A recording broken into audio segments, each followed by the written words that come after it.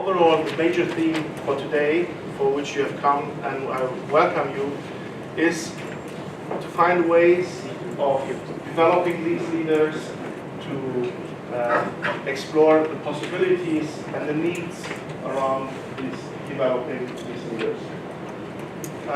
As for any development, same for e-leadership, there are analogies we can draw. One analogy in order to develop these leaders is the market approach with supply and demand. I think our school, CU Business School, which is now older than 25 years, and remember 25 years ago the Berlin Wall came down, so we were actually on the track to develop new business thinking even before formally it had become sort of politically correct or acceptable 25 years ago. So we've been always looking at these changes.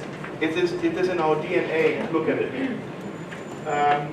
We can look at this from the demand side. What does the market need? And on the other side, there are educational institutions which are supplying knowledge. At that time, 25 years ago, there was a radical change in this society and the neighboring societies as well on the demand side.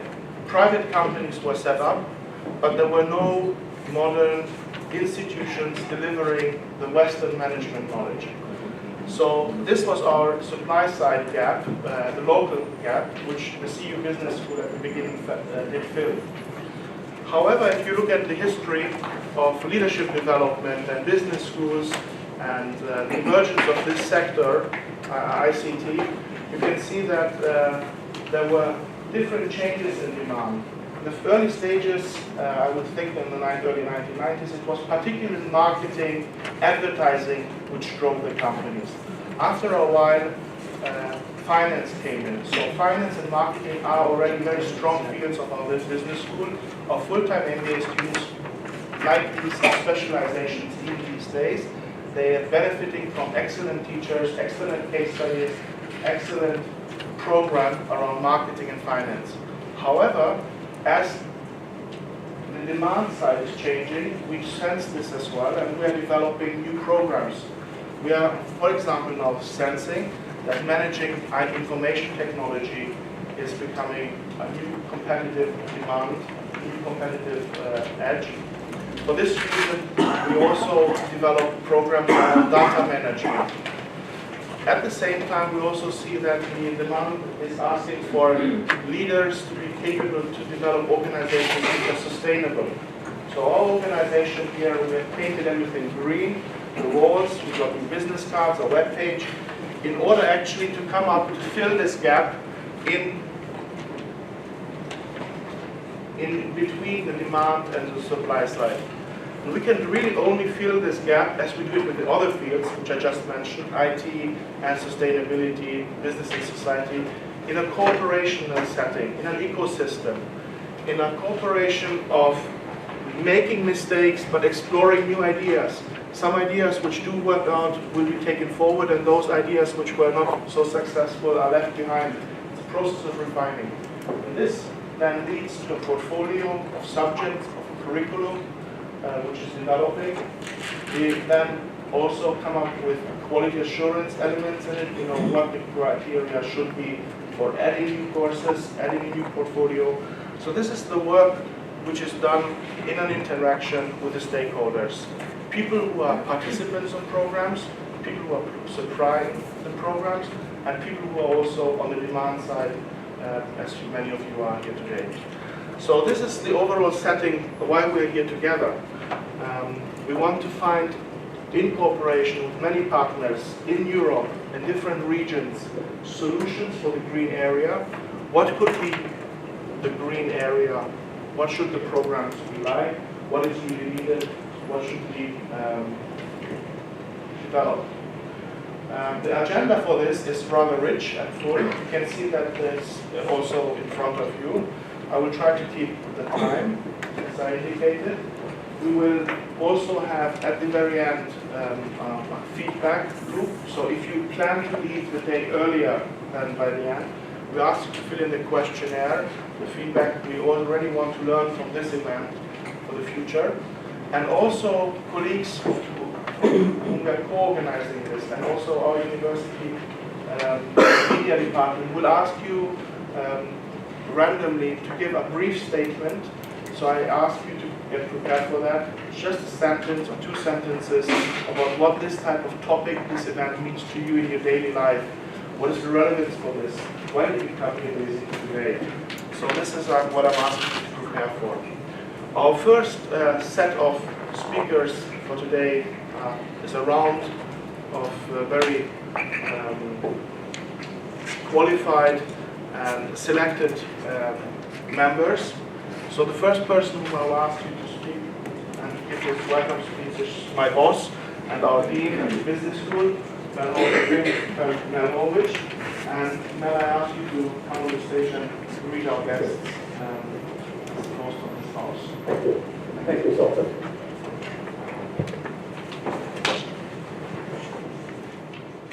So I want to welcome everybody here to this extraordinary institution, CMU Business School. And I want to explain to you something about the context here, why you're here, what this has to do with our institution, and why this is so important for me in my job as dean, and actually why this is interesting to me as a professor, because my field is actually innovation strategy, technology management, which includes IT and includes something about e-leadership, though I am not by no means an expert in e-leadership and probably don't have much to say in that. However, I'd like to tell you a little bit about this institution and to give you some idea of the evolution of our strategy and structure and where we are now and why this event is so important for us as a way to learn and contribute to the institution, to the city, to the country, and to the region and to Europe as a whole. I came here a little over 3 years ago, and CMU Business School at that time was already a distinguished institution. It was a very good, small, what I would call a general management business school. It had a very good MBA program. It was doing research in a variety of areas. Indeed, for our region, it is what I call a real business school. We have a permanent faculty. We do research. We promote people on the basis of research and teaching. We fly like a duck. We quack like a duck. We're a duck. But the school had to change in order to refresh itself and contribute in the 21st century, the new era that we are moving into, which IT, of course, is very important. And over the past 3 years, we have shifted our school while keeping the very best of the general management tradition, and I'll come back to that when I talk about leadership, and embrace new ideas and a new mission, which this school now has Foursquare adopted as its major way that it's going to make a contribution in the future. We have shifted away from what I would call traditional general management, as important as that is, to new strategic pillars. And these new strategic pillars, we think, are extremely important worldwide for the 21st century, but extremely important for this region, which has been neglected by history, which has been dealt a poor hand by history over the past half century or more. And this school and this university aims to do what it can to help bring this region up to date, make it competitive in the future, so it can play its rightful role for the rest of the century. And we have moved so that among the areas we have adopted as extremely important, I'll name 4 areas that are extremely important. The first is business and society, integrity education, combating corruption, which is extremely important if you want to have professional management, well-run organizations. It creates all kinds of problems for companies, as you will know. Indeed, I think it has an impact on innovation and IT. So we have now a major program underway to develop new curricula in the area of integrity education, which is very important, and I think is connected to the overall mission of the university, which is to further something that Mr. Soros, our founder, calls the open society. A second area that is very important for us is innovation and entrepreneurship. The school already had embraced entrepreneurship in courses, but with the generosity of Mr. Soros, we have developed an Innovation Entrepreneurship Institute. Munich is the executive director of that institute. And indeed, the co-host of this conference is that institute. And we are trying to develop research, curriculum development, case studies, courses, executive education that deals with the area of innovation and entrepreneurship. And they're somewhat different because innovation covers large companies and small companies. Entrepreneurship is extremely important for small companies and is now, parenthetically, a major part of our curriculum. And indeed, the curriculum of most business schools in the world, all over the world. It's a transformation in management education. Business schools worldwide, and certainly ours, are now training MBAs and professionals to be entrepreneurs and be innovative. So they can be entrepreneurial in large companies, in NGOs, so-called social innovation, governmental organizations, and startups. And this is a change from the old days when I was an MBA, maybe some of you, when we were trained to work in McKinsey, become investment bankers, or work in the Fortune 500 companies. So entrepreneurship innovation is important. A third area that's very important is we have shifted our focus from trying to be totally global to take what we have learned in the CEE and neighboring regions, the so-called transitional regions, and apply those to the emerging world. So we have a special purpose at our school to sort of prototype, to use Budapest and the CEE and contribute here, and to prototype for the fast-growing emerging regions of the world which are in need of management education and professional entrepreneurship. I'll come back to this in a second. This is a target of opportunity for us, and we are embracing it wholeheartedly. We are embracing it wholeheartedly. And this is extremely important. So the emerging world is our focus. Our students come from all over the world, but they especially come from Hungary, the CEE, the former Soviet Union, Central Asia, China, India, and to a lesser extent the Middle East, Africa, and Latin America, as well as Western Europe, and especially North America, especially those adventurous people who want to apply what they have learned for their own career in the emerging world and elsewhere. This is very exciting, and this has sort of transformed our school. It's given new life to this school, and it's palpable, and we can feel it. You can feel it in our classes and in what we do. It has energized us in a fundamental way. Now, the fourth area relates to this conference, and that is leadership. And we are devoting a great deal of time to understanding what is leadership, particularly in how you change organizations, how you lead organizations in very, very complex settings. For a moment, I'll set aside the issue of IT and the e-universe that you are specifically concerned about. Leadership today, there's all kinds of challenges. As we move into that fast-growing part of the world that I just referred to, the emerging world, where maybe things don't operate as cleanly and as transparently as they do if they do in New York, Boston, San Francisco, London, the Nordic countries, where everything is allegedly more or less squeaky clean. I live in New York, and I don't think it's so squeaky clean, but let's not get into that. how do you lead in an effective way in a not-so-open world, in a not-so-transparent world? Yet in a world where technology has great impact and can make a difference to your own business success, let alone how it transforms the social and political environment at the same time.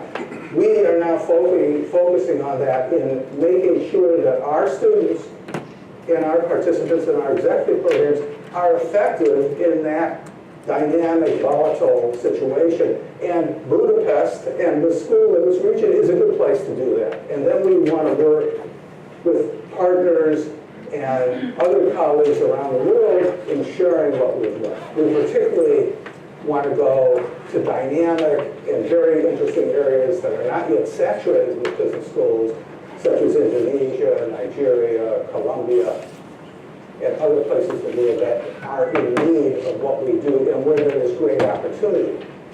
So it's not simply to help make the world better, it is also to teach people how to make money and prosper in those environments. And we think we are a seedbed. We are a seedbed for that here at this school. So this brings me to our mission. And I want to talk about that before I get into leadership. Our mission, given what I said before, given these strategic pillars, given our experience, is to make this region and other parts of the world competitive, to bring economic hope to those areas, to bring the prospect of professionalism to people who did not have that before, to bring the possibility of being an entrepreneur and doing new things to parts of the world where that really didn't exist before, but exists now. And I can tell you that having now lived in Hungary, in a great country, very creative for a little over 3 years, it is clear that this school and schools like it have a role to play in what I would call leapfrog. There is absolutely no reason why countries like Hungary and other nations in the CE can't leverage their own creative talent, their own educated population, to create new value. It is not predetermined. And while there's some pessimism, it's what I call the forever war here, where there are political dialogue and public discourse that seems to go on like a broken record. Instead, that has to shift. And that has to shift toward areas that are of concern, of primary importance to the people in this room, toward value creation, toward creating new things, toward innovation, toward collaboration with like-minded people around the world to take advantage of the inherent creativity, intelligence, and talent that exist here. Among other things, this is an era not of big countries, but of smart small countries and of cities.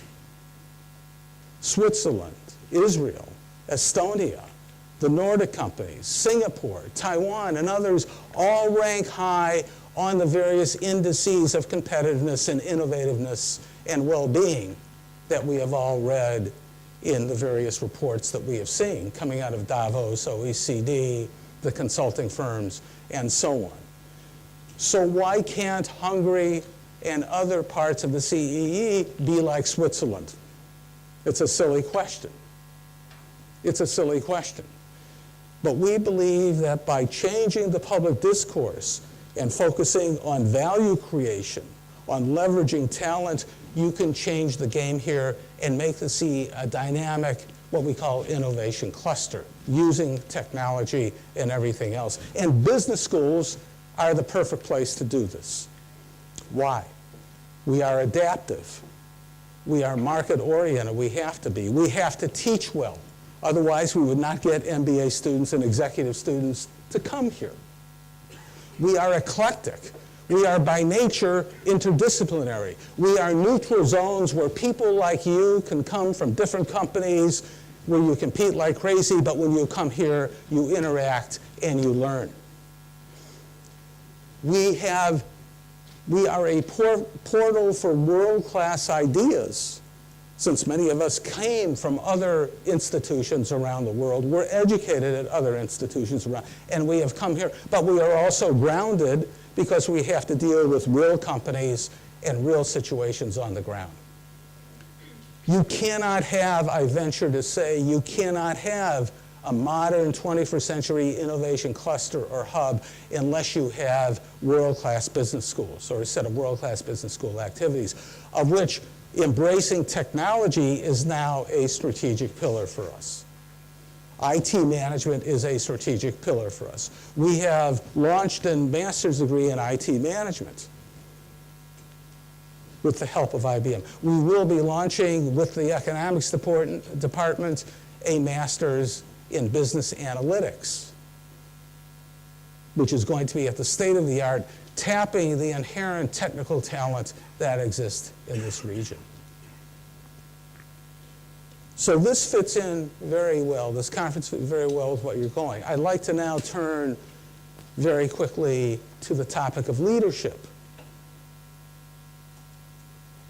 I'm not an expert on e-leadership, but I have taught strategy and dealt with strategy in which leadership plays a bit of a role. And I think that the incorporation of information technology ironically has an impact in changing the nature of leadership, but maybe it forces us to go back to older traditions as well as going forward to newer traditions. And let me explain my thoughts, which are simply my thoughts without a lot of serious research. Clearly, the impact of the e-universe, of information technology, has increased the speed of decision-making. You have to react very, very quickly. Speed is important. So a leader must be able to very quickly make decisions. And sometimes that's based on a lot of knowledge and analytics that comes in. We'll hear more about that.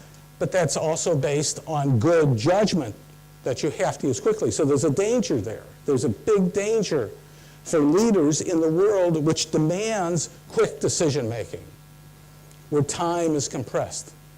Another thing that the e-world does is creates the possibility of instant feedback, or very quick feedback from the market, from supply chain, from all kinds of political situations, competitive situations.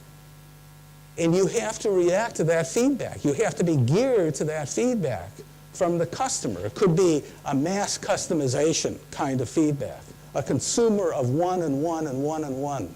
How do you set that up? How do you react to it? How do you even know it's there as a leader? The management and reaction to feedback, I think, is an important area, is an important part of this new world that we are living in.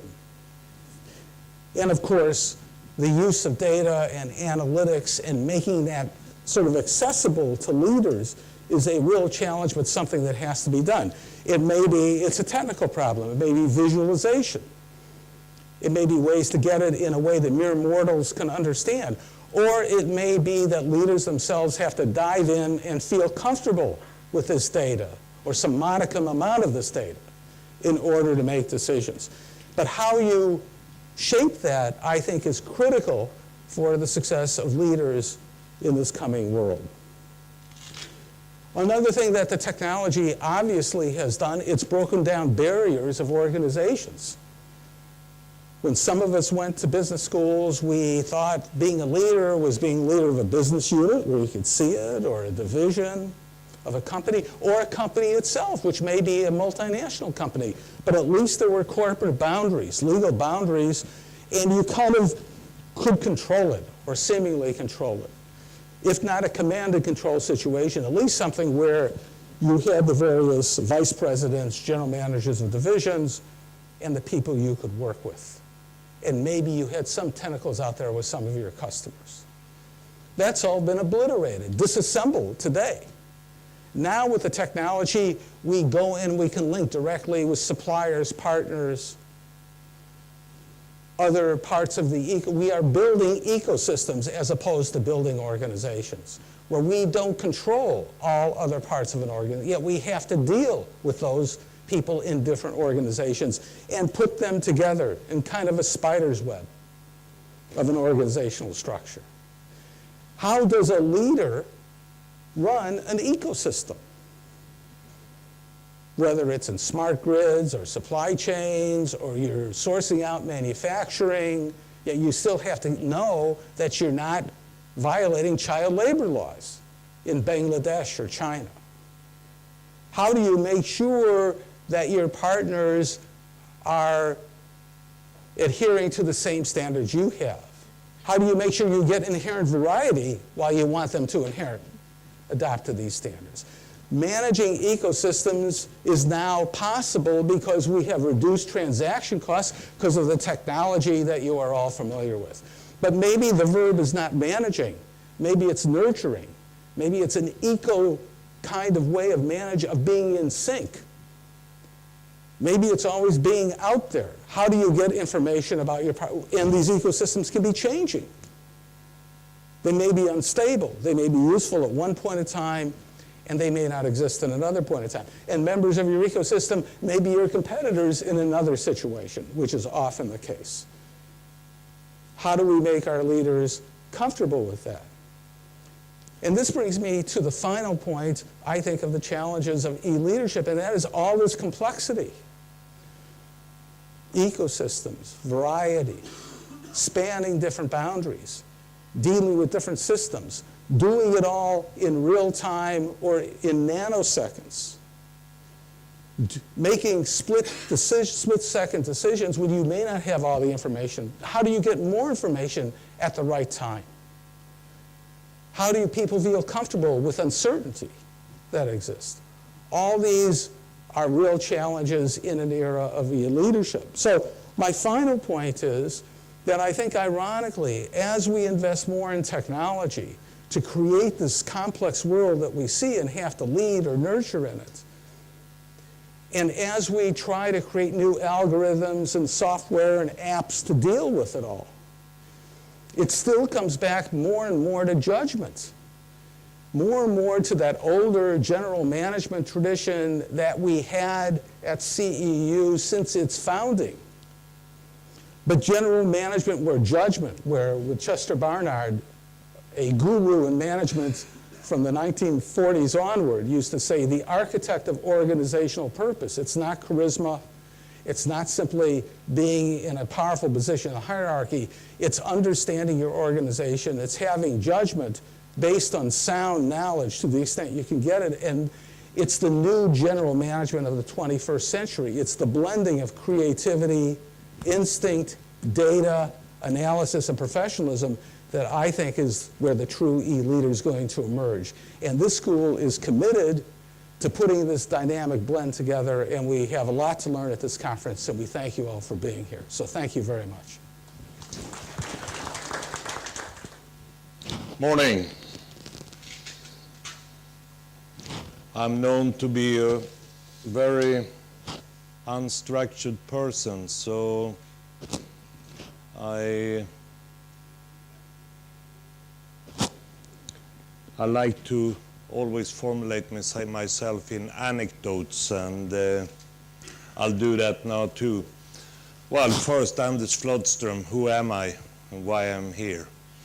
Well, in my age, I mean, if you start to talk about your CV, it's like reading a long and boring novel. Before working with the EIT and EIT ICT labs, I was the university chancellor of the Swedish education system for all universities. And I think in Hungary I would probably been a vice minister or something like that. Earlier in my career I was actually selling fighters in Hungary. Not as successful as I would like to do. Now I'm working for EIT, or the EIT ICT labs, and of course the question is, what is EIT in this case? and what is EIT ICT labs. And it all started here in Hungary, actually, EIT. And it started at 2008, and it was based on an idea from President Barroso himself. And I think it's very foresighted from him to realize what we are going to talk about today. I think they started thinking about it already in 2006. And that the problem he addressed was that what could be called the European paradox, in a sense.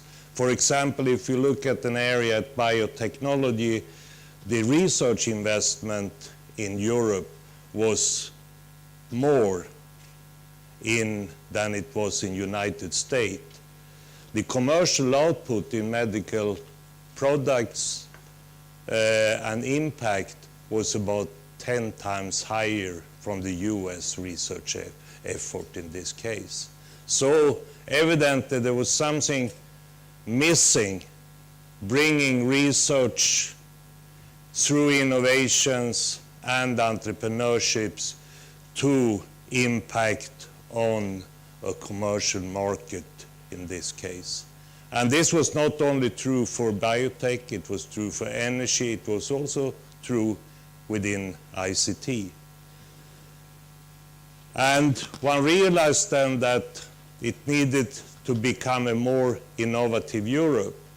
But what was more perhaps foresighted was that it was coupled to that it's not just to do research to innovations, it is to have the innovative people.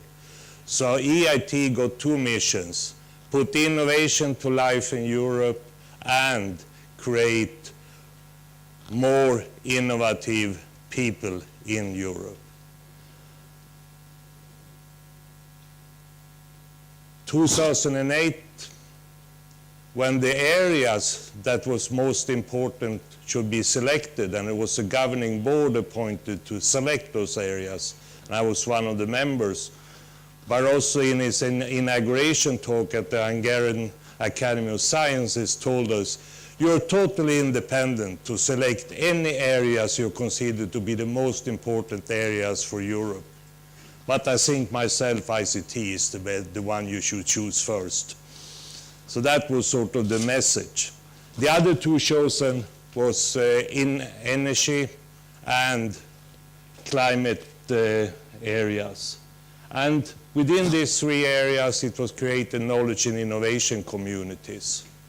And I'll come back to that, but these knowledge and innovation communities are essentially a European body with centers all over Europe. We have one of our centers in ICT for EIT ICT labs here in Budapest, but we have centers in Paris, in London, in Stockholm, in Helsinki, Eindhoven, Berlin. I probably forgot someone in this.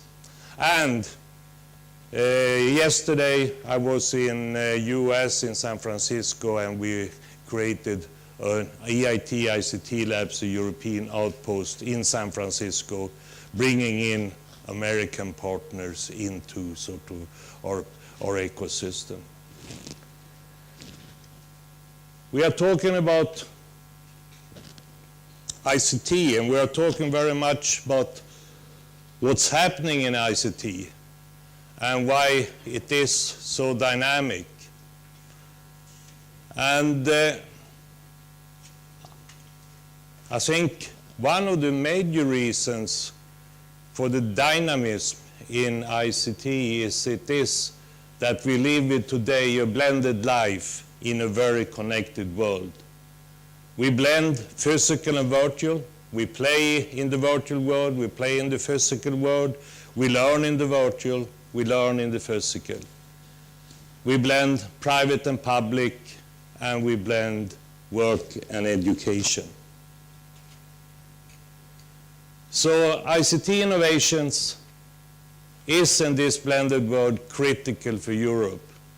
And you can see that there is a digital economy, It's a single digital market, and we need the skills and we need the innovation. And I will talk mostly about skills innovation in the context of education.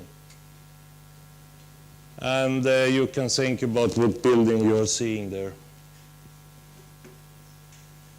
I'll take answers afterwards. So ICT changes very fast. Barriers to enter may disappear in a short time frame. Infrastructure calls for large scale and standardization, global infrastructures. And services calls for both a mix of large scale and small scale. The fast changing we can see very quickly. We had the leading mobile phone and mobility company Nokia believed it would never peak. It was going like this. When people thought that and said it will never peak, it was 2 years from being not on the market any longer. We will see this more and more often. And this will also couple to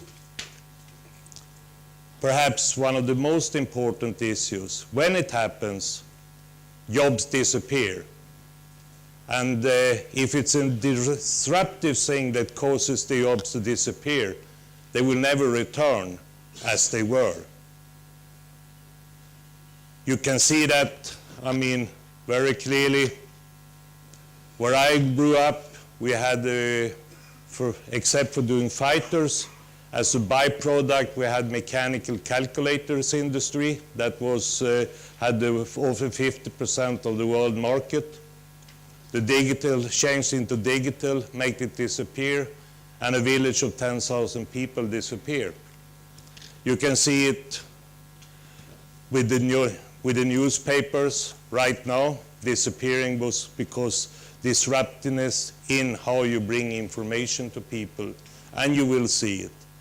So innovation and jobs will be sort of not a one-way road. It will be a destruction of jobs due to innovation, and it will be a creation of jobs, that it will be a balance sheet. And the only thing you can do about this balance sheet in a proper way is to have people educated in the right way for the new jobs. And it's interesting to see, there was a US Gallup 6 months ago when US universities faculty was asked, do you believe that the students you educate are ready for a job on the labor market? 72% of the faculty said yes, of course they are. I'm sure that we educate them for the labor market. Same question put to the students. How many of the students said yes? 45%. Same question to the labor market. How many of the employers do you think said yes? 40%. So it's of course a huge gap between what you consider as a producer that you do something for the labor market or what the labor market and the consumer concerning you're doing. In one sense, it's good because the faculty really believe and try to do a good job. But it's obvious that this type of communication must be ongoing if we're going to be able to create an education system and educational programs that really create a readiness in this case. This is what the ICT labs deliver. I'll just continue on the readiness for the labor market. How do you create this type of readiness? And our way of doing it, I consider to be quite radical. At least if you come from an engineering background, as I do myself. You know, if you are an engineer, you love your technical subject. And you try to cram in as much of the technical subject in the education as possible. If you have a 2-year master education to become an engineer, you put technical subject. The faculty also loves to put in new technical things when the new things happen in research. And it's a very positive process. Now, when we wanted to change this education, we told the faculty, take out 25%, 1/4 of your technical content. It's not needed in this case. Put in 25% of generic competences. Put in how to become an entrepreneur, put in how to be innovative, how to lead an organization into a changed world. And the idea is just the brave idea that these generic competences are so important that you will be more employable if you have 25% less technical and 25% more of these competences. And that is exactly what we try to prove right now when we are educating in our educational programs. We are not going to take over Europe in this. We are going to try to become a role model in this. We will educate 500 engineers, 500 masters a year within different technical majors, but we will always have this I&E part. We will educate 100 PhDs per year in doing it, and also for a PhD, which is more revolutionary, we tell them that you need this to have a good PhD career. How can you say that? I mean, they're all going to be scientists, aren't they? No, that's not true. If you look at the PhDs in Europe, it's a tremendous overproduction if you compare to supply scientists. Only 30% of them end up in science. 70% end up in the industry in this case. So, I mean, why shouldn't you educate for doing them to do a good job in industry? And then we are back in this. And we call this the Pan-European Master and Doctoral Schools. They focus on excellence and deep embedding of innovation and entrepreneurship. And what we deliver, we call T-shaped entrepreneurial talents. The other things you see, we have a pan-European ecosystem. We have a strong portfolio of integrated education. We integrate with our research and with our business activities while we do this T-shaped education. And we have business developers all over Europe helping scientists, companies, and students to develop ideas. This is a rather impressive picture of the partners we have right now. I think you can find almost all of the important ICT companies in Europe and universities with ICT strengths in their education and research institutes. We are hoping to be able to develop this into having much more SMEs in this. But still, we have come a bit on our way. As I said, education is a multi-stakeholder game. You cannot do education in the future if you don't have the support of the nation, the support of the producer, the support of the consumer. I mean, they all have to come together to get it to happen. How does this education landscape look when you come to professional roles? Well, we already heard a lot about that. I mean, it talked before mine. I'm perhaps more initiated than I can be. But it's interesting to look at the professional roles in a company and look at who's going to be changed most, I mean, by this, and they're going to have to change the competence. I think if you start at the top when it makes to be business, I wouldn't hire a CEO for any company I'm sharing if he or she didn't have disintegrated idea of the role of ICT. That would not be possible, and I'm sharing a couple of important companies in this context. And if it's been 10 years ago, I haven't thought the same way as I do today. So the CEO, I wouldn't even, when I try to see what governing board members I'm interested in having, I would also look to, perhaps not all of them, but I have that. So I mean, the competence there. I'm going to have the leadership, of course, on the CIO level, on the human research level, and the business architect level. I mean, it's still on that. But when I come down to the departments in a big company, I need change leaders, I need ICT architects, and when I'm down, I mean, on individuals, you can see it. So there is a changing landscape of professional roles that we have to educate for. Most of this education needs to be taken care of in lifelong learning, in shorter courses and so on. If you say this to some of the companies I talk to, they tell me, no, well, you know, we have always been doing this by ourselves. We take care of that type of professional development within the company, no problem. These are the companies who dive, I promise you. These are the ones that not will bring in the right new ideas in this case. So there is a way, a role to provide this.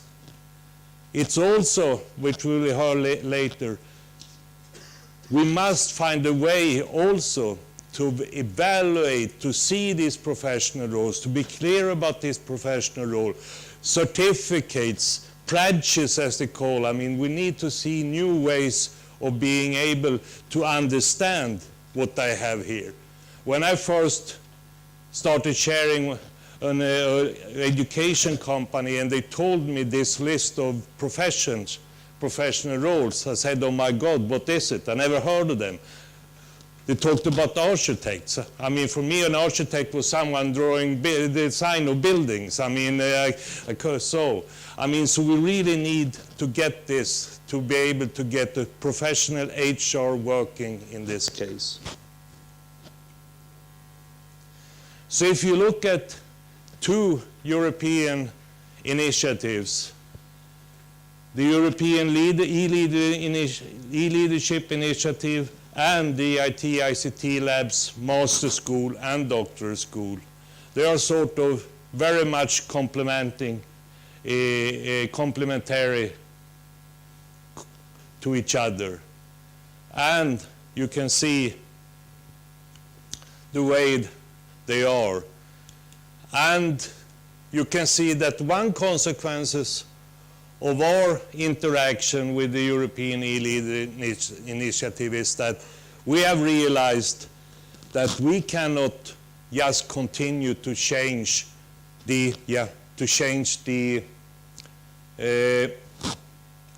master's and PhD educational programs, because in the innovation for jobs we have today, think about it, the job cycles are much shorter than the education cycles. We have lived in an era where the education cycles have been sort of short, and then the job cycle have been a lifetime job cycle. Now, when it's the other way around, we need this refurbishing of your talents all the way. We know that we are not living in a knowledge society any longer.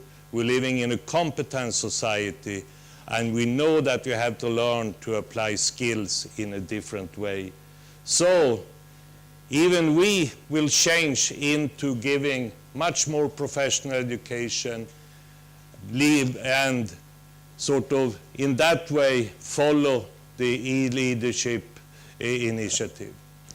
So this is my story, why education is so important right now, and why education will become even more important for all companies in sort of developing the industry. But remember also a bit of philosophy. Education is actually the memory of mankind, or the brain of mankind. Research is the feet. Okay, thank you. Good morning, everybody. My name is Edith Herczog. I used to be a member of the European Parliament for 10 years. I started as a member of the Parliament exactly when Hungary joined to the EU, so it was a kind of historical role. And when I entered, I have to design which direction I'd like to work in the European Parliament. In that time, Hungarian GDP happened to be 1% of the EU GDP, while the Hungarian population is around 2% of the EU population. So it's very clear, easy mathematics, that the Hungarian GDP was just around half of the European average per head. And therefore I talked to myself, coming from the business, which directions I have to take, that I have to stand for items which probably can make Hungary on the easiest, fastest, accelerated way to be among the champions to close this gap.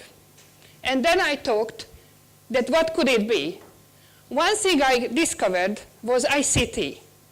Not only because Hungary was famously known by the students and the kind of knowledge around mathematics and physics, which was actually, but I talked mostly that it's a novelty for anybody all around the world, therefore the competitive advantage of the others, the distinctive competitive advantage of the others, can be easily matched by the Hungarian skills, expertise, and will. So I decided to work on digital items based on that promise. The other thing, however, I discovered that the proportion of the small and medium-sized enterprises, not only in Hungary, but all over the region, was much higher than the EU average. 97% of the Hungarian enterprises and the region, Central Eastern European enterprises, fell to this domain. Therefore, I am very proud that beside the ICT issues, where I happen to be the European face for European e-skills manifesto, I could become the rapporteur on the small and medium-sized businesses. Having said this, I might like to finish that I didn't work only on the future of the, or in the presence of the ICT sector, but I happen to think on the future of it as well. Being one of the governors of the European Internet Foundation in the last 10 years, we were issuing the document, the Digital World 2025 and the Digital World 2030. The Digital World 2025 says that we have to go mobile. And I'd like to introduce here, but I could not match because my new technology was not matching with the PPT, the new Maslow diagram, because we have the huge demand side for ICT. And the demand says, if you remember the Maslow hierarchy, which starts with food and water and goes on with knowledge, rights, and finally the self-career development, that below the food and water, there are two new phenomena. One is Wi-Fi, and below that, guess, there is one called the battery or energy. We have to remember that the ever-growing demand became scarcity towards these issues. And therefore, it's not only that we have to go and deliver, but there is an increasing, forever increasing demand. The Digital 2030, by the way, says that the most important development by that time will be the digital of things, and it's happening today.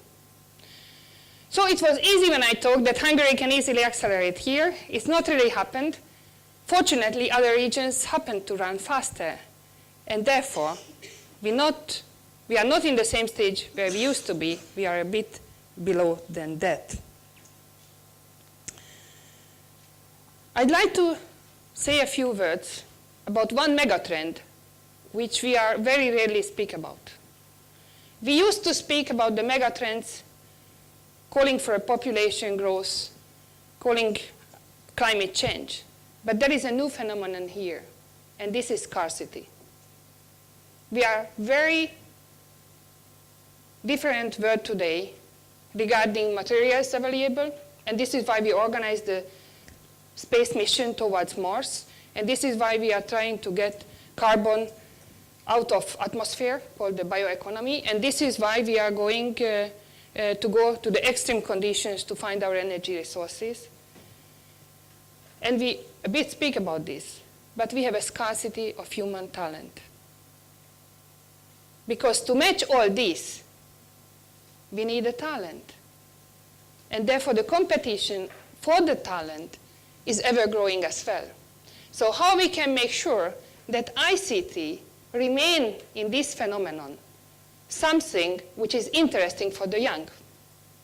I give you one data, or two data, because it's a kind of inverse you have to know. In Europe, 1 million ICT jobs are missing. 1 million. While we have 6 million unemployed youth.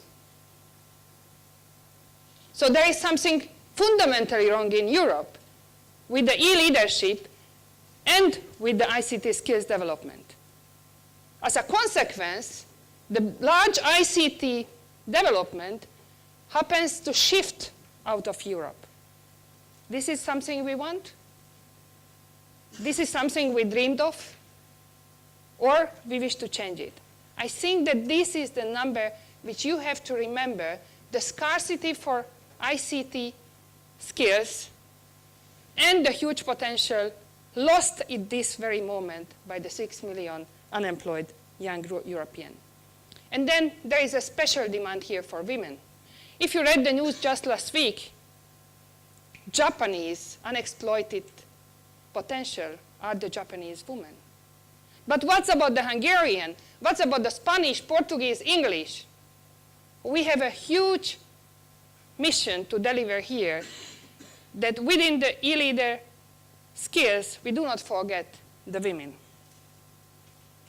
And now, I'd like to be as short as I promised. I think we already went a bit over the time, so I just do not like to take most of your time by telling my story. But I talked that I will call for the PowerPoint files to introduce to you the new funding of the European Commission and the new funding of OECD, how Hungary looks like in 2013, how the latest development delivered those hopes which I have had and those promises what the Hungarian government made in the field. I'd like to introduce, therefore, the first chart. I hope that it works in the right direction. No, other way around. So you look here for this chart, you will see with blue the EU average on the different competencies. And you can see the red, the Hungarian ones. If you look at it, you will identify that regarding the skills, Hungary is all right, we are at the EU average. Although if I would have here the chart from 2009, then we would be more unhappy because we were advanced in that time compared to Europe. We were better than the European average, but now we are still at the European average when you look at the computer skills, the internet skills, the PISA reading, and so on. So we are fine with that. We cannot say it's great because the vector, the direction of the vector, is an opposite as it should be. However, someone can be very happy by the first look of the graph up in the corner because Hungary is great with policies. We introduced from 2007 different policy documents and legislation, and we made many mission statements how Hungary will go ahead. And then you see the Network Readiness Index by 2013. And then you can say that you can be very, very, very unhappy. Because we are far below with our Network Readiness Index by the European average, and of course, compared to the champions of the world. Hungarian Prime Minister used to say many times that we have not to be measured by our statements, but by our facts. Looking at this chart, I think we can justify and we can call for actions in the field from the new Hungarian government. And here I'd like to add that it's not surprised that I am here. It is not surprised as a former member I am here, because fortunately DG Enterprise started its mission to go for these conferences all over Europe before the Commission hearing started. And Hungary happened to be the second place to deliver this conference, which is one of the 10 in the row. And it's a very high time. I hope that it will happen, that in the next coming days, the new European Commissioner candidates will be challenged, not only on their promises, but on their action plans towards the field. And yes, in Hungary, I think we have to think for ourselves how to go further. By the way, I just hope that as me, happen to be a Hungarian, became a champion on the ICT issues in the last 10 years, somebody from the existing 22 Hungarian members of the parliament will apply for this job, because this is something needed for Hungarians. Looking the e-skills policy average in activity index. You see, in 2009, Hungary was at 3.5, and today we are in 2.5. Another measure, which I'm happy to quote from the EU document, because otherwise someone could think that it's just an opposition who speaks. But these are measurements, these are data which provided by the Hungarian authorities to the European Commission and to the European institutions. So it's an objective data, if you wish. So look at this. Hungary, between 2009 and 2013, again, wrong direction, went to minus. Not too many countries went to direction minus. There are two others, if you look at the chart, which is Latvia by 0.5 and Slovakia, again 0.5. All other countries go different direction. There is something to seriously think about it for the country and for the country decision-making bodies, and as well for the companies. Otherwise, no way Hungarian entrepreneurs, small, medium, or big, can get through and being in the top within the competition worldwide. ICT workforce development.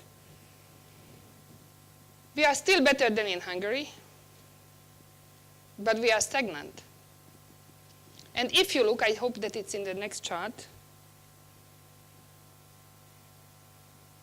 these are the university degree professionals left the universities. 2009, 3,000. 2013, 1,665. Again, the actions has to be introduced here if Hungary wishes to change the trend. We are still better than the EU average, but we are stagnating and we are shrinking. There is something to speak about it, and there is no data here, but just think that how many times you have heard in the last 5 years the word digital, the word ICT, the word ICT champion, the word ICT leader or e-leader from the top Hungarian political class speeches. Might we have to find some anecdotes? Very worrying. When you look the European SMEs towards the Hungarian, our result is 1 from the 5. I feel that my work offering to the European SMEs the e-skills and the e-development as an opportunity is somehow lost in my own country, as well for the digital entrepreneurship. I was there when the first CIO club was founded in one of the CEBIT. How far we are from this mood. These are the status. These are the statements made about my country. I don't wish to be sad. It's up to us to think about it, to write about it, to speak about it, and to do about it.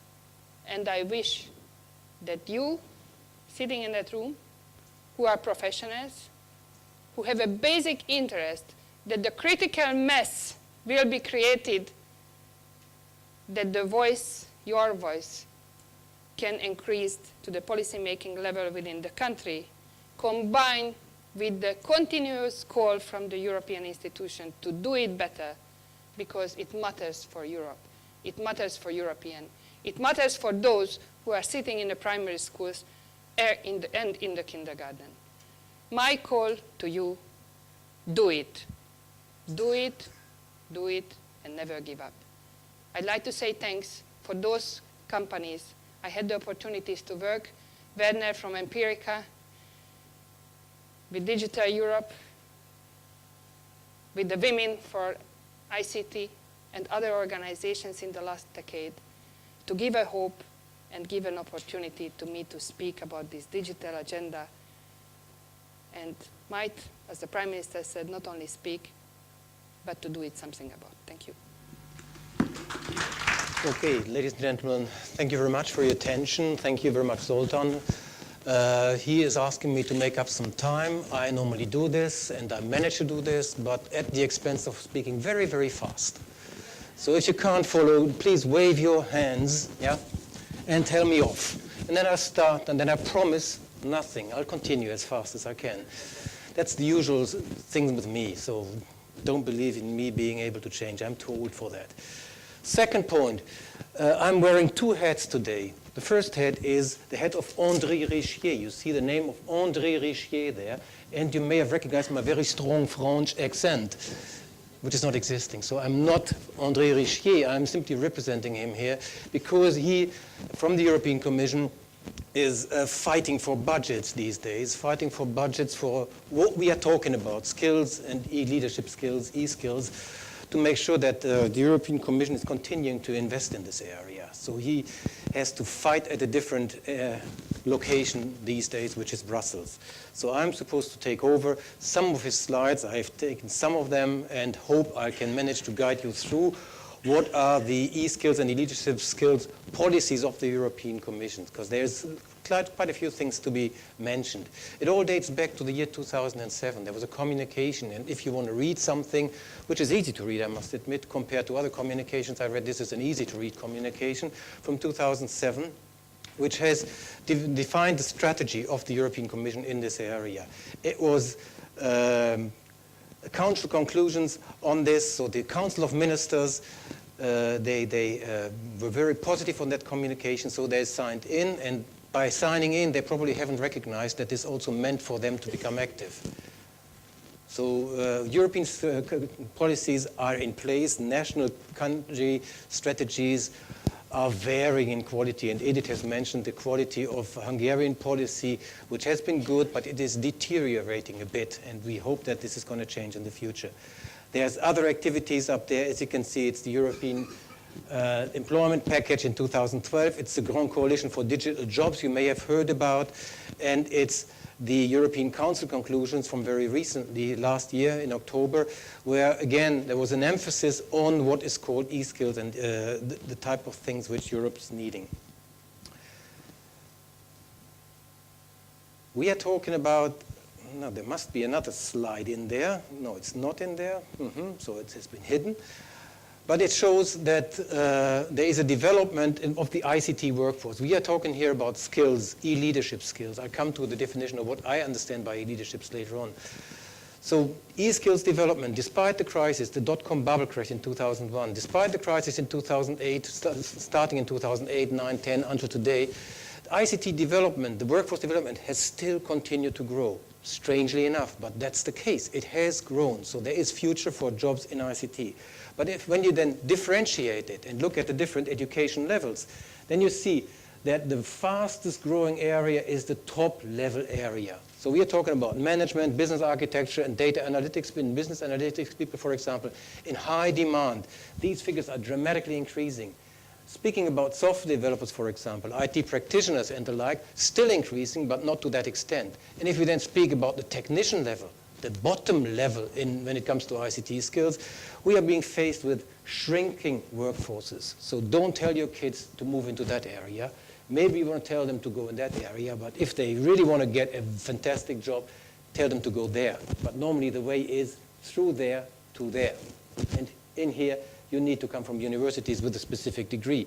And what Edith has said, we have to attract kids, our kids, to this particular area to make sure that we get the type of people we need, because the type of people we are looking for, so-called e-leaders, can be found in this group, not in this, not in this, not in this group down there, but in this particular group up there.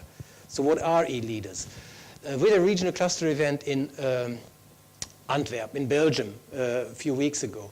And there was a master student standing up and said, Werner, tell me what e-leadership is. I'm fed up with all these buzzwords. E-leadership, is this something really worthwhile to speak about, or what is this? Is it just a new invention of the European Commission?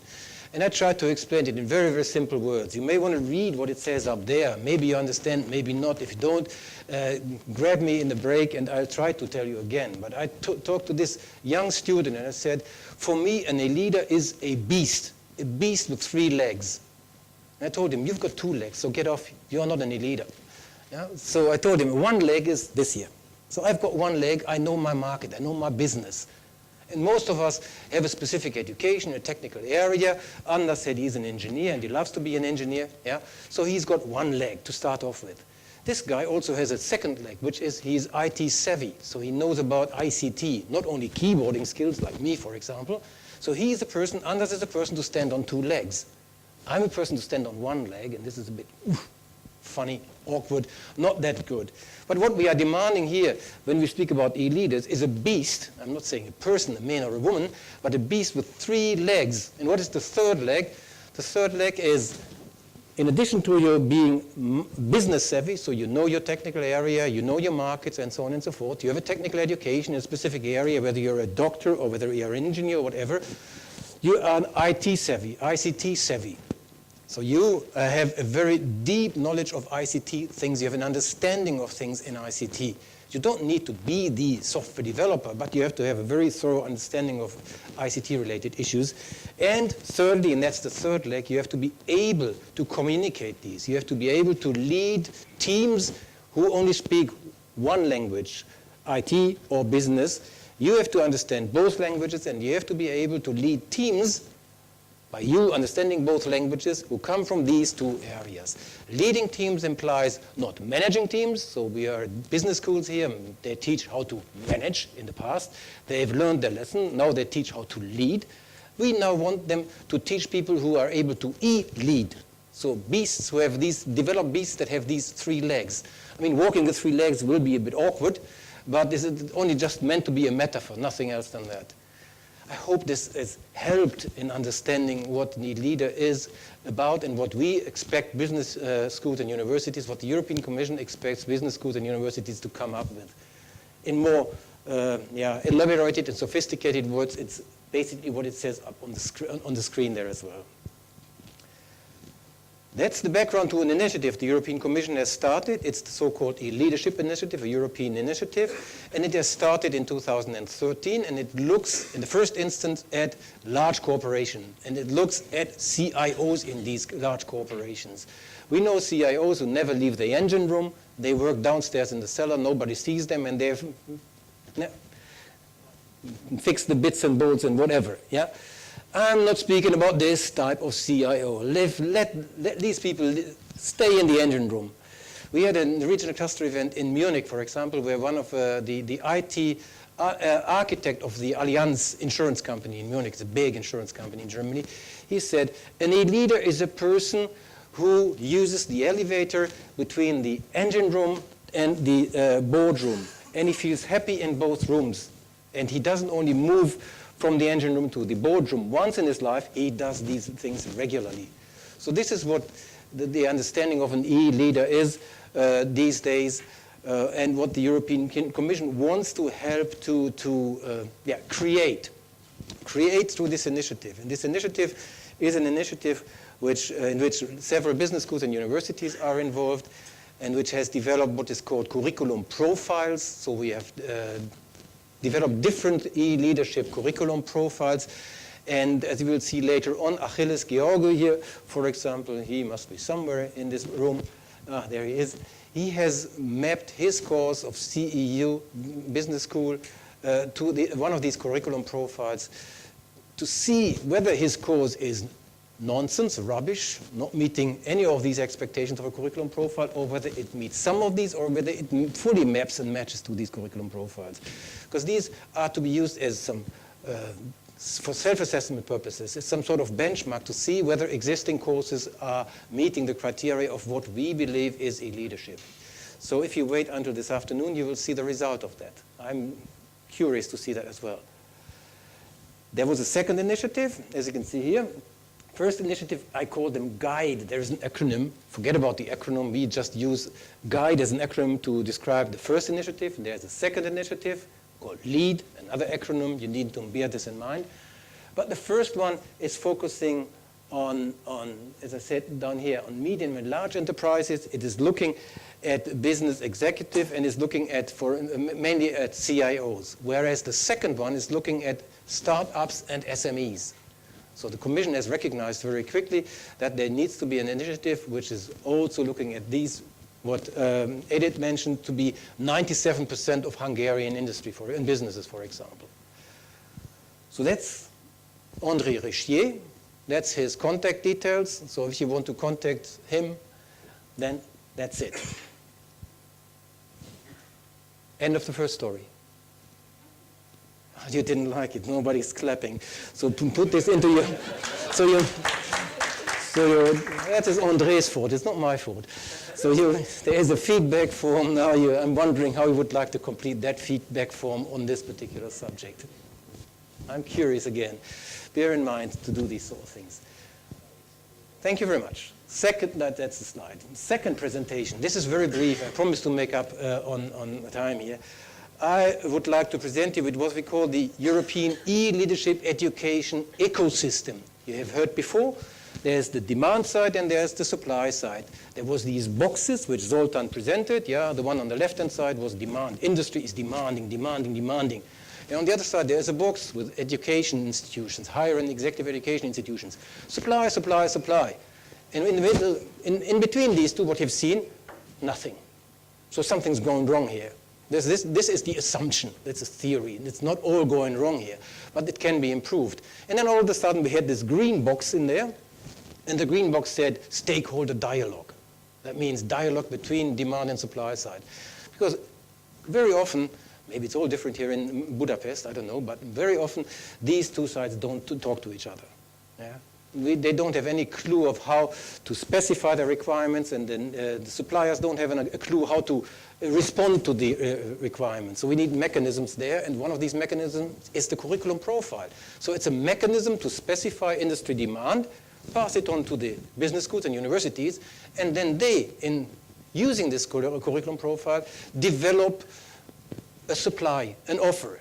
Yeah? Or they take an existing one and then map it to these requirements and find out, no surprise that we don't get any students because we don't match the requirements.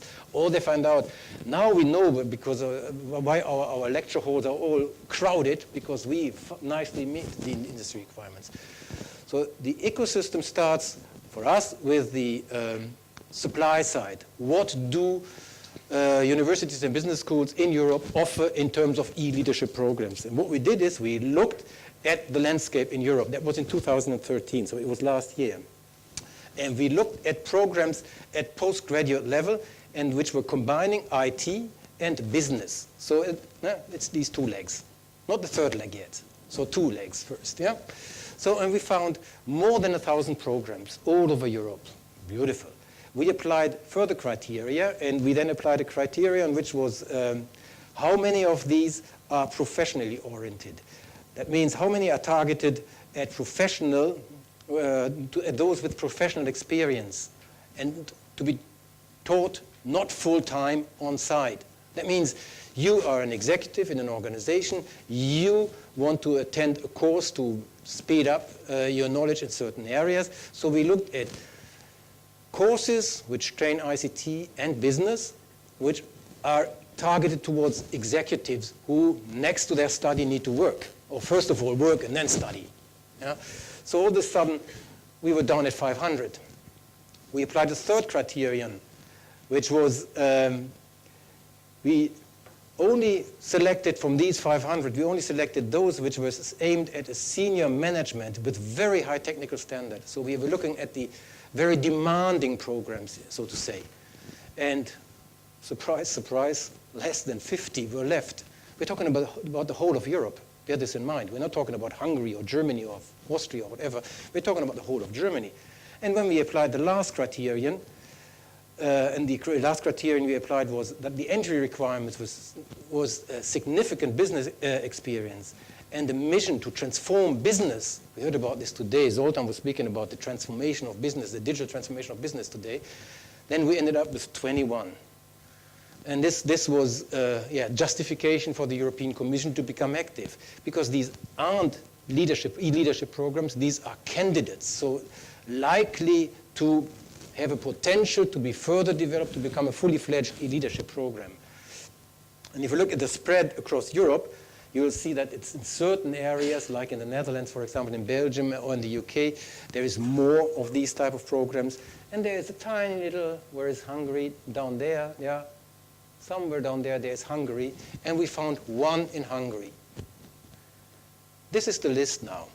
I mean, you won't be able to read it. You'll get the slides. We'll make them available for download on the website. You hopefully all know, since you have been registered, so you should know the website. And you'll see that it's Belgium, Netherlands, one in Germany, there's Ireland, for example, another one in Greece, Spain, so the IE Business School, a very renowned business school in the world, has a series of programs in this area. Italy, for example, and there you see tiny little Hungary. And this is the EU Business School, and that was reason for us to come here.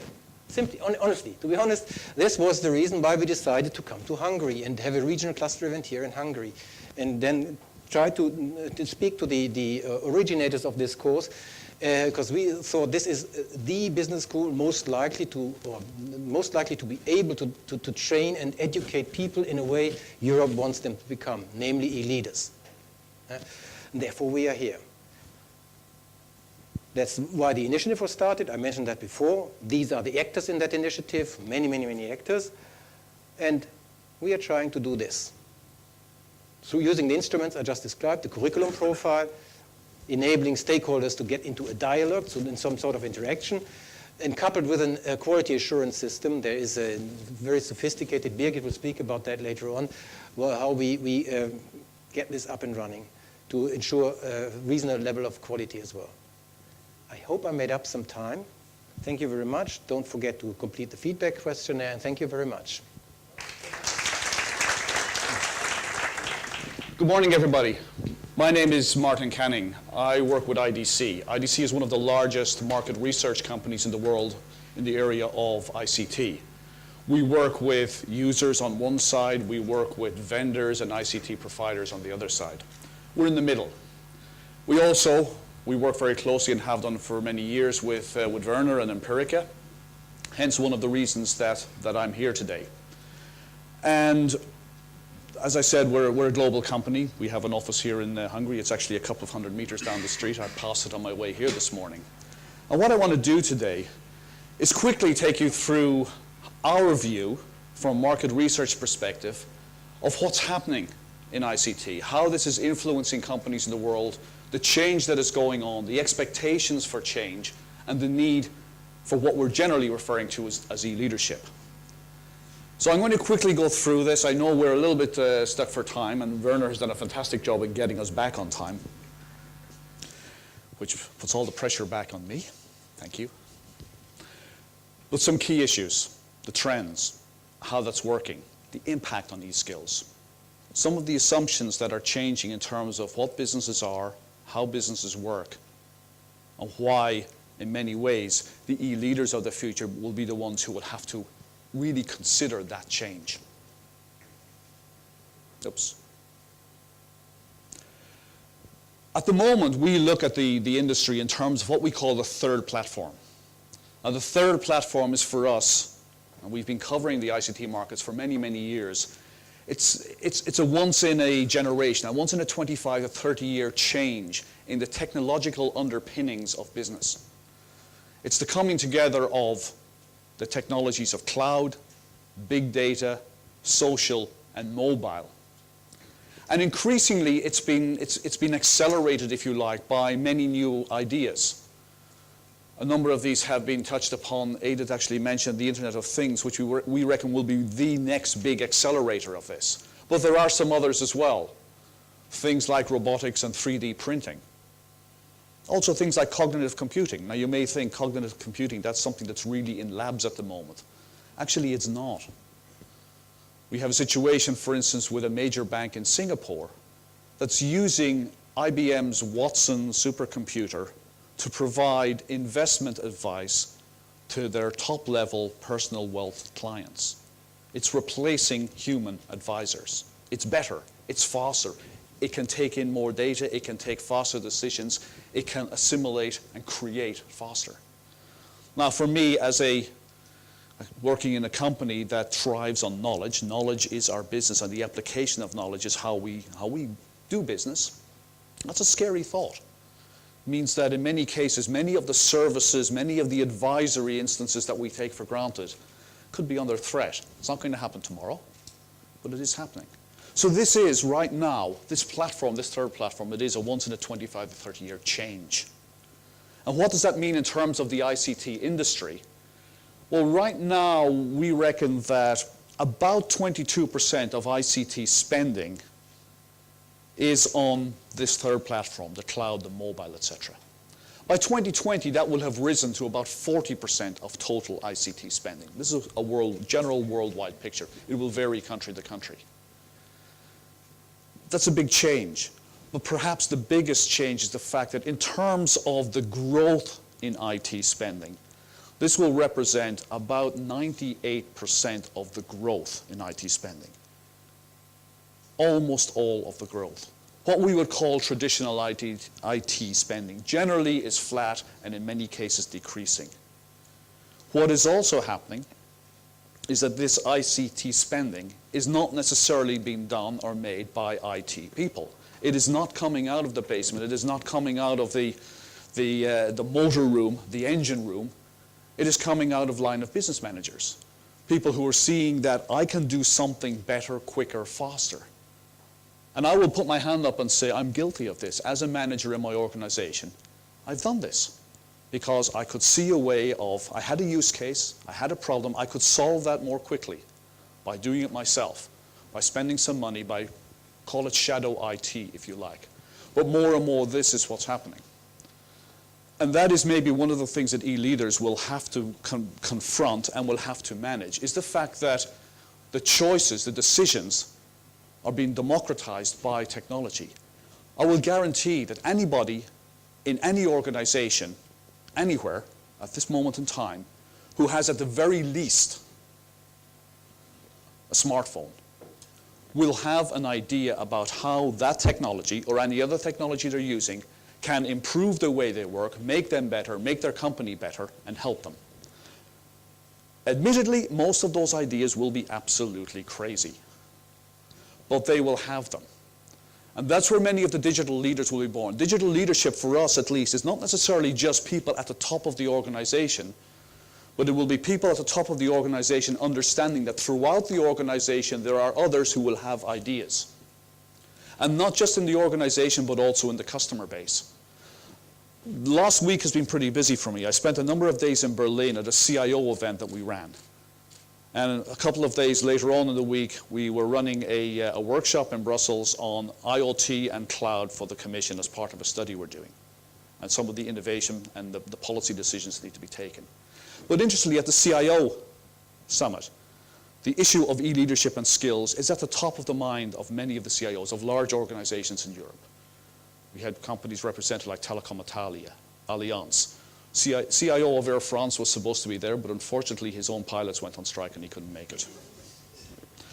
But e-skills, e-leadership is at the top of mind. And to give you an example of how the clients come into the organization and can improve things and have ideas, with the CIO of Lego, major European success story, who was telling us about how right now people are able to build things with Lego and then suggest them to the community as something Lego should produce. And very often they will build something, they will put it out, it will be voted on, and Lego will produce it. And he said, we've got several examples where somebody came with a brilliant idea. They built something fantastic. People loved it. They said, we want it. We started to produce it, and we sold 20,000 units in a couple of days. So we did it again, and we sold another 20,000 units in a couple of days. Now, this has nothing to do with technology. This is just blocks. Now, from an e-leadership perspective, think what happens when many of the products that we now take for granted that are not technologically enabled, don't communicate, suddenly have sensors in them. And people can actually start to think about what they can do with it and show others and vote and suddenly your whole business model takes on a new dimension. And if you think the sensors are pretty large, one of the people at the event we had in Brussels last week was from the company called ARM. ARM, another major European player, semiconductors. And he showed their newest sensor technology. He had a credit card-sized piece of plastic. There was a little square of transparent plastic cut in that. And in the middle of that, there was a small little piece of metal that was the sensor. You could hardly see it. And he had to hold it up to the light. You'd look through the plastic, you could see this little piece in there. That was the sensor. That's how big it is. That's now. They will get even smaller. So if you think about that in terms of the e-leaders of the future, these are the sort of challenges they will be faced with. The democratization of product, service, delivery, design. So where are we right now? Well, right now, I would say for most companies, cloud computing, mobile apps, they're pretty well ingrained. You talk to CIOs in most organizations right now, and cloud computing, don't care. It's something we do. It's part of everything we do. We don't worry too much about it. It's just how we use it. It's a choice we make. Mobile applications, very, very similar. Social business, generally in a business sense in Europe, nothing to do with Hungary, in Europe in general, we're not great. We are not great. And if you look at right now, there's what, 50, 60 something people in this room, mixture of students, business leaders, professors, analysts, etc. There are 4 tweets on this event. That's not unusual. It is indicative of how European organizations use social media not very well at the moment. And that is me up there, but it was on a day off. A few years' time, social media, big data will start to become really mainstream. Not there yet, but getting there, much closer. We start to get a hang of how we can use this. We'll see the IoT, let's say sensor technology, embedded systems becoming more and more ubiquitous, really starting to gain advantage from what we can do there. And as we move forward, right to about 2020, which isn't that far away, really, this is where the things really start to converge, where cloud, big data, IoT really start to converge in a way that we can make sense of it and start to develop new products, new services, new offerings. And this period will be crucial in terms of e-leadership and in terms of figuring out what to do and how to do it. We've looked at, generally speaking, how this will fit together. Where will the big change be? And we think that the majority of this will very much be focused on customer experience. Now, we call it customer experience, but you could just as easily substitute citizen experience, patient experience, student experience, whoever is receiving the product, service, solution at the end. That's where a lot of the improvements will be made. A couple of examples here. The Disney World MGM parks are using what they call the Magic Band. It's, I think, RFID enabled and probably has a few more sensor technologies now being started to built into it. On the one hand, it's pretty simple. You can use it as the key to your hotel room. You can use it to gain entry to the park. You can use it to buy at kiosks, buy food, etc., using near-field communication. Nothing particularly new there. However, one of the things it does allow you to do is before you go to the park, you choose to, maybe you really want to go to particular rides. Let's say you're a roller coaster freak and that's all you want to do. Your kids just want to go there. So you can program it beforehand. And once you get there and get to that particular ride, you will immediately be allowed to go to the top of the queue. You won't have to stand in line for an hour. And that's the improvement in customer experience. Some things are pretty general, but then using it to improve the customer experience, understanding what makes the customer happy, what makes the customer unhappy, and then applying the technology. Right now, there are a lot of cool things we can do with technology that you would say it's cool, but it doesn't really impact a lot of people. This is where it starts to come in. And many of you, or some of you, may have one of these fitness bands as well, same sort of thing. The other one is the connected car. Now, we're not unfamiliar with connected cars and all of the data around it and how there's routers being built into cars, et cetera, et cetera, et cetera. However, if you look across Europe, there is a huge ecosystem being built of small, new companies who are coming up with inventive ideas about how to use that data.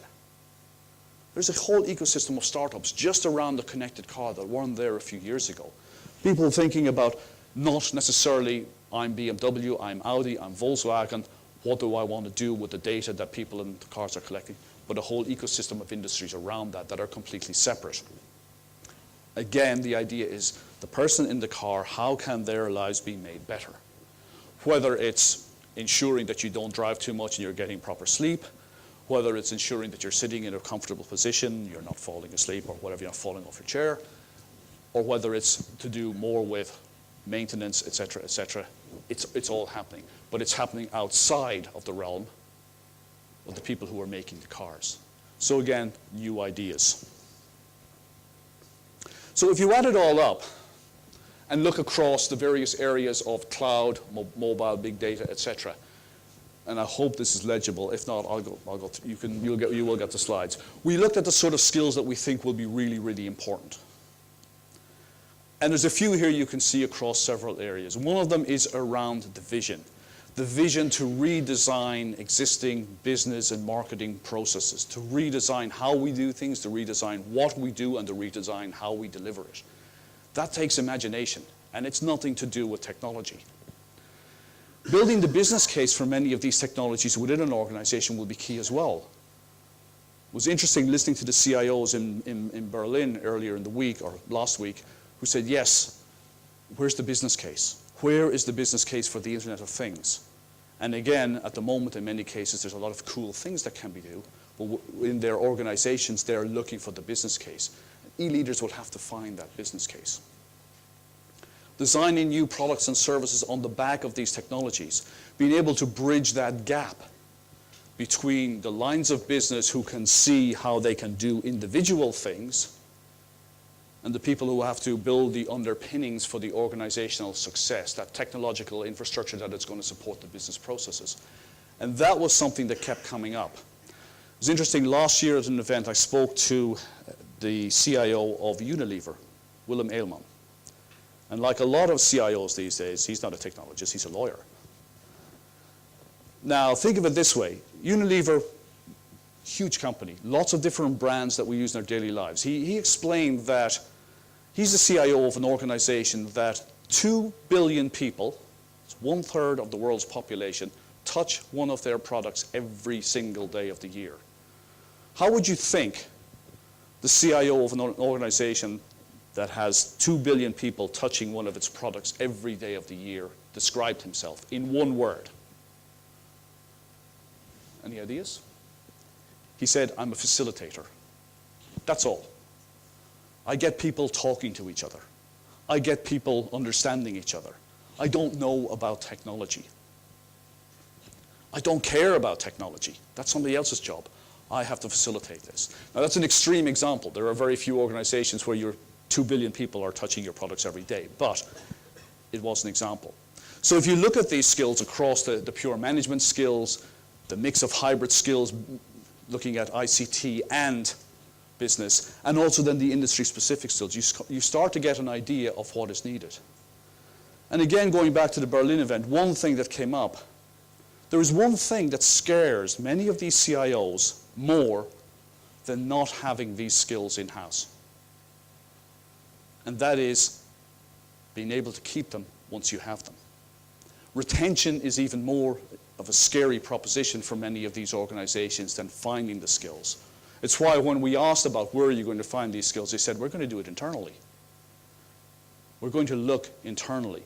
And this may be one of those things that could be the doom, as I think Anders said, of many organizations, not looking outside for new ideas.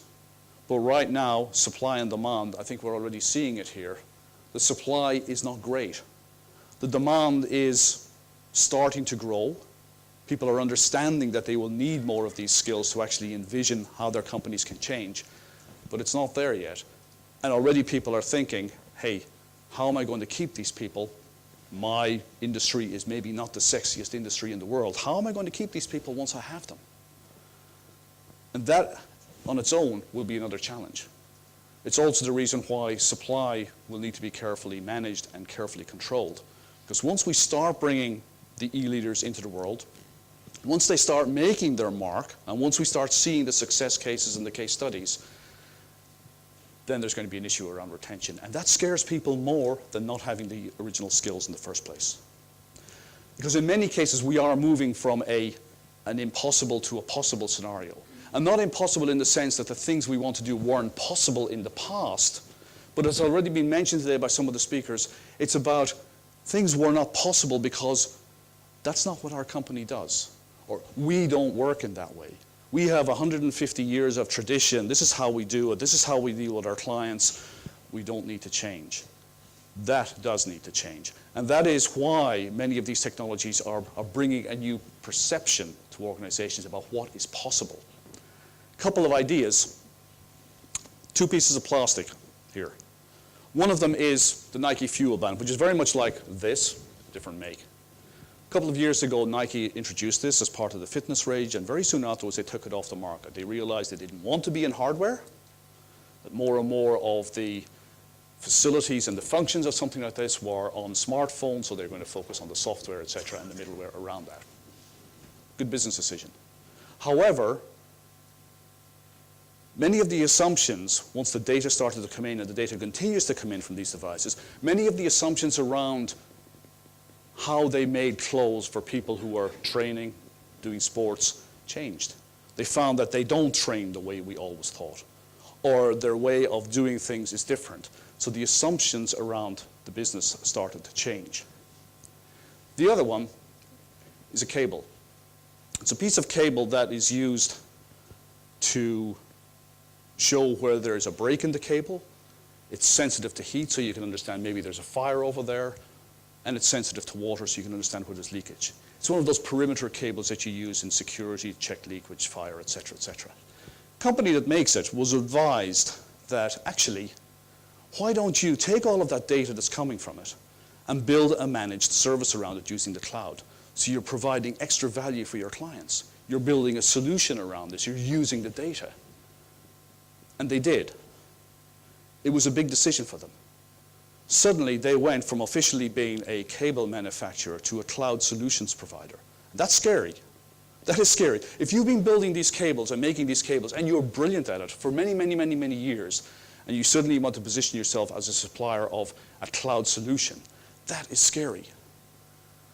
The positive side was their market evaluation almost doubled. Not because they were doing anything differently, but suddenly they were providing a service, a managed service that was adding extra value, and they were no longer just a cable manufacturer. And again, more and more we will see these technology changes challenging the assumptions on which individual businesses have based their decisions for many, many years.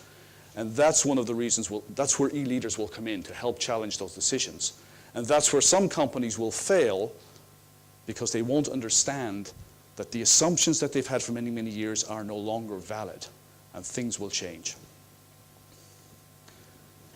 And again, just getting back to, I won't go through all of this, but just getting back to the IT element, we also think that more and more as these solutions come on tap, the individual internal IT organization will be forced to be more external, to deliver service to the client, to define the product, to deliver the product. That will be really important. And for those guys, as Werner said, working in the engine room, that is incredibly scary. Being told by your CEO or your board, you have to go external. You have to deliver service to our clients. You are now part of our go-to-market organization. Get on with it. That is scary. And that decision will not come from IT people. That will come from business unit managers who get the change. But as has been said a few times, that sort of change with IT touching the customer, having to turn the jacket inside out if you like, that would be really scary. So adding it all up, reimagining is a lot of what would be needed. We've touched on some of the individual skills, the management, the hybrid skills, the industry-specific skills. Vision and reimagining are key. And that T-shaped person, I think somebody talked about the T-shaped person. That is going to be really critical. I have my own way of looking at this. I tend to use this guy. When Bruce Lee first came on the scene, people kept asking him, what's your fighting style called? Is it kung fu? Is it karate? Is it jiu-jitsu? Very much like now we say, is that cloud? Is that big data? Is that mobile? What is that? And he said, it doesn't have a name. I take bits of everything that I think is useful and I put it together and then I tweak it to suit myself. It doesn't have a name. He said, I take bits of kung fu. I take bits of Western boxing. Eventually he gave it a name, Jeet Kune Do. But the issue that he said was, the big part is adding what is uniquely your own.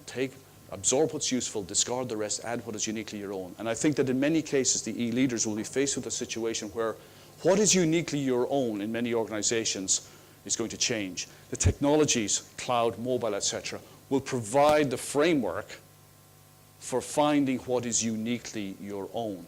And the e-leaders will be the Bruce Lees who will be able to take what's useful, discard the rest, and then figure out what is uniquely that organization's own value proposition, USP, and put it in there. So in many ways, the T-shaped person, the e-leader, in my view, will be like Bruce Lee, and that will be part of the generation of the next business leaders. Thank you, and enjoy the rest of the day.